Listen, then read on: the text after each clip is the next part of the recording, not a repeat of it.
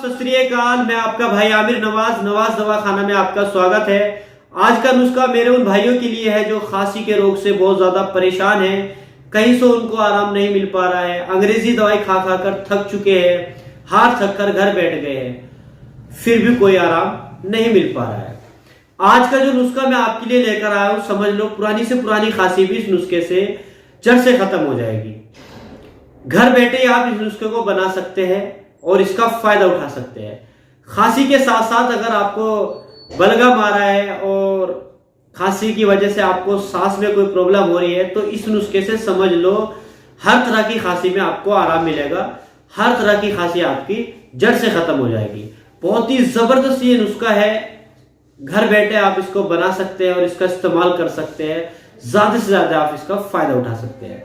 आइए मैं आपको बताता हूं कि नुस्खा क्या है और इसका इस्तेमाल आपको कैसे करना है। वीडियो में आपको ये सभी चीजें दिखाई दे रही होगी। अब मैं आपको बताता हूं ये है क्या और इसका इस्तेमाल आपको कैसे करना है।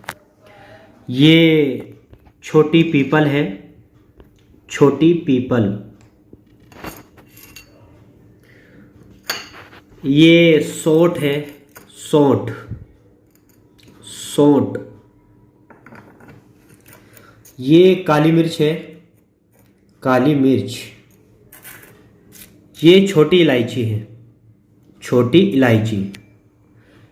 ये गुड़ है, गुड़। अब मैं आपको बताता हूं कि आपको इसका इस्तेमाल कैसे करना है। करने का तरीका, 4 तोला आपको छोटी पीपल लेनी है, 4 तोला आपको सौंठ लेना है, 4 तोला आपको काली मिर्च लेनी है, 4 तोला आपको छोटी इलायची लेनी है, उसमें 8 तोला आपको गुड़ लेना है।